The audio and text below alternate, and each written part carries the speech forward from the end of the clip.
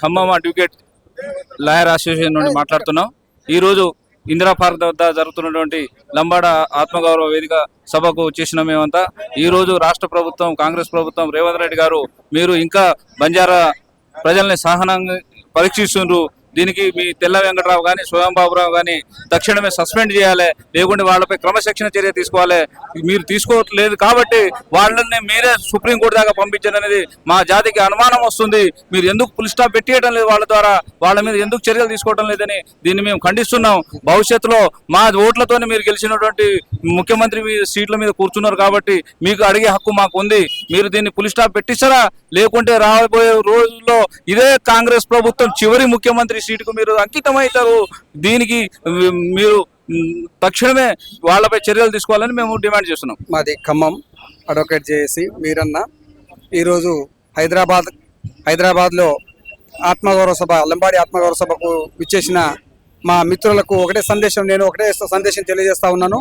ఆదివాసీ మిత్రులకు ఇవాళ 1976లో రాజ్యాంగబద్ధంగా జరిగినటువంటి రిజర్వేషను ఈరోజు నిన్నగాక మొన్న వచ్చినటువంటి తెలివిలేని వెంకట్రావు గారు, సోయిలేని స్వయం బాబురావు గారు రెండు కులాల మధ్య వైరం సృష్టించి ఇవాళ తెలంగాణ రాష్ట్రంలో గందరగోళం సృష్టిస్తా ఉన్నారు. దీని వెనకాల ఎటువంటి రాజకీయ కుట్ర జరుగుతుందో ఇవాళ ప్రతిదీ గమనిస్తా ఉన్నాము. రేపు రాబోయే రోజుల్లో కాంగ్రెస్ పార్టీ ఈ రాష్ట్రంలో భూస్థాపితం కాబోతా ఉంది.